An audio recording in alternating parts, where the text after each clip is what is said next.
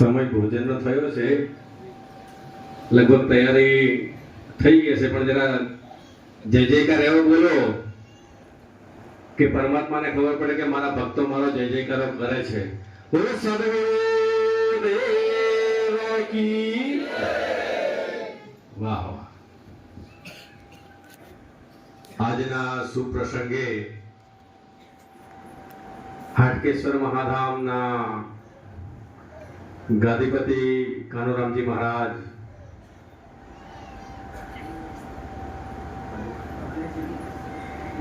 મહેશભાઈ સાહેબ, અમારા ગંગારામજી મહારાજ, નગરા મહારાજ, ગણપતદાસ સાહેબ, બ્રહ્માકુમારીમાંથી દીદી પધાર્યા છે, તેઓના સર્વેના ચરણોમાં મારા ત્રિવાર બંદગી સાહેબ. જય શ્રી રામ. આજનો દિવસ એટલે ગુરુ અને શિષ્યની મિલન, ગુરુ અને શિષ્યનું મિલન. એના માટે ગુરુ પૂર્ણિમાનો આજનો આપણો આ મહામૂલ્ય દિવસ છે. ગુરુનો શિષ્ય પ્રત્યેનો ભાવ અને શિષ્યનો ગુરુ પ્રત્યેનો ભાવ એ આજના દિવસે નક્કી થતો હોય. આના દિવસે તો આપણે આવતા હોય, જતા હોય, સાહેબના દર્શન કરતા હોય, ભગવાનના દર્શન કરતા હોય, ગુરુજીના દર્શન કરતા હોય, પણ જે આજનો જે દિવસ છે ગુરુ પૂર્ણિમા,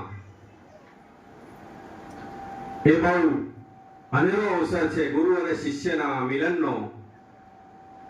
તો સંતોએ સાખીમાં કીધું છે કે ધ્યાન મૂલમ ગુરુ મૂર્તિ, પૂજા મૂલમ ગુરુ પદમ, મંત્ર મૂલમ ગુરુ વાક્ય, મોક્ષ મૂલમ ગુરુ કૃપા. તો ધ્યાન મૂલમ ગુરુ મૂર્તિ, ગુરુનું ધ્યાન ધરીએ, ગુરુની પૂજા કરીએ, ગુરુના આપેલા મંત્રનો આપણે નિત્ય ધ્યાન ધરીએ, તો જ કદાચ ગુરુદેવ આપણને મોક્ષ ગતિને પ્રાપ્ત કરાવે એવું આ સાખીમાં કહેવામાં આવે છે. સંતો મહાપુરુષો ઘણો બધો કહી ગયા કે નામ लिया ने जब लिया सब शास्त्र का भेद, बिना नाम नर नर के गया पढ़ी गुण चारो वेद. પણ જ્યાં સુધી સદગુરુના ચરણમાં, જ્યાં સુધી સંતોના ચરણમાં આપણે ના જઈએ, સદગુરુ આપણે માથે ના કરીએ, સદગુરુ પાસે આપણે નામ દીક્ષા ના લઈએ, ત્યાં સુધી આપણને ચાર વેદ, હરણ પુરાણ તમામ પ્રકારનું જ્ઞાન હોય તો એ આપણે અધૂરા ગણાઈએ. એવી રીતે એક થોડી વાત યાદ આવી ગઈ, આપણી દેશી વાત છે. તો એક જગ્યાએ અમારા કાનુરામજી મહારાજ જેવા એક સંત, બાજુમાં એક માણસ દાળવી કે આપણી ભાષામાં આપણે દાળવી, પેલા ચોરી ચાકા ડાકીટી કરતા એવા. હવે કાનુરામજી મહારાજ એવા સત્સંગો રાખે, સંતો આવે, મહંતો આવે, બાજુવાળા ભાઈ જોડે કે ભાઈ આ ભગતને કે તો બધા આવે છે, ભજન થાય છે, પણ મારે ભગત થવું છે, પણ મારા ગુરુ મહારાજને મળવું છે.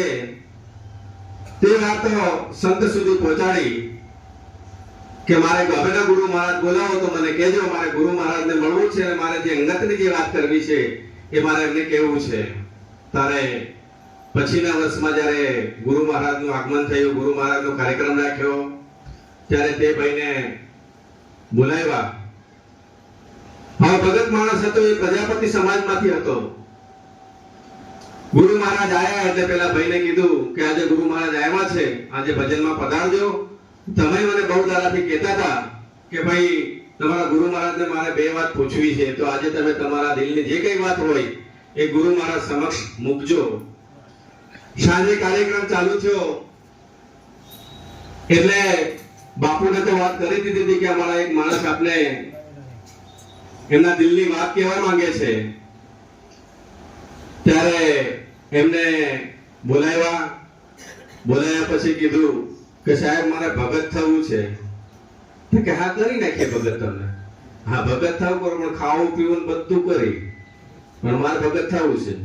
તો કે સારું, એ કરી નાખીએ, તમે જેમ કરતો એમ કરજો, પણ તમને અમે ભગત કરીએ. પણ તારે એક કામ કરવાનું, ગુરુ આજ્ઞાનું એક પાલન કરવાનું.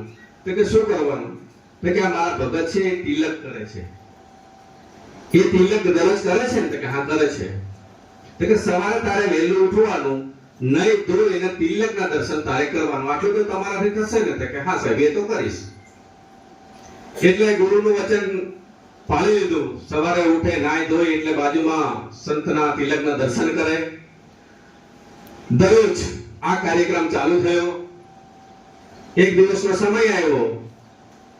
હવે પ્રજાપતિ સમાજ એટલે શિયાળાનો સમય, વહેલા ઉભા થયા એટલે તો જતા રહ્યા માટી લેવા માટે તળાવમાં.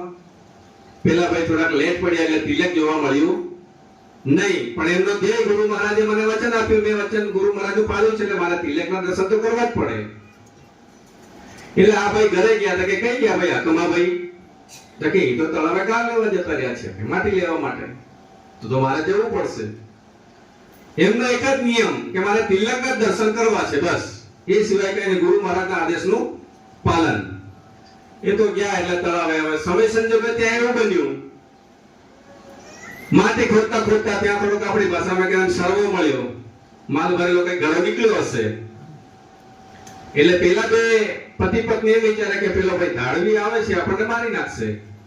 હકીકત પેલો ભાઈ એમનું તિલકના દર્શન કરવા જાય છે, પણ પેલા એમ લાગે છે કે આપણને આ ઘડો જોઈ ગયો એટલે આપણને હવે આ છોડે નહીં. એટલે પેલા બૂમ પાડતા છે કે ઉભા રહો એમ. તમે તો કે ના, મેં જોઈ લીધું. એટલે તિલકના દર્શન થઈ ગયા એટલે પાછો વળી ગયો. પેલા ભાઈ એમ જાણે કે આપણને મારશે, એટલે ભાઈ ઉભા રહો, તમે નાશો નથી, તમે ભાગશો નહીં. તો કે ના, મેં જોઈ લીધું. પેલાના મનમાં કે આ જોઈ ગયું છે, આ ચરવો આપણો માલ મળીને જોઈ ગયો છે, આપણને જીવા નહીં દે. પછી પેલા જે ભગતને ભક્તાણી દોડતા જઈને ગયા, એમને પકડ્યા. તો કે તમે ભાગશો નહીં, અમને જે કઈ મળ્યું છે એમાંથી આપણે અડધો ભાગ કરીશું ને કોઈને આ વાત કહેશો નહીં. પછી પેલા ભાઈને ખબર પડી, ધાડવીને, કે આ તો બીજું જ છે.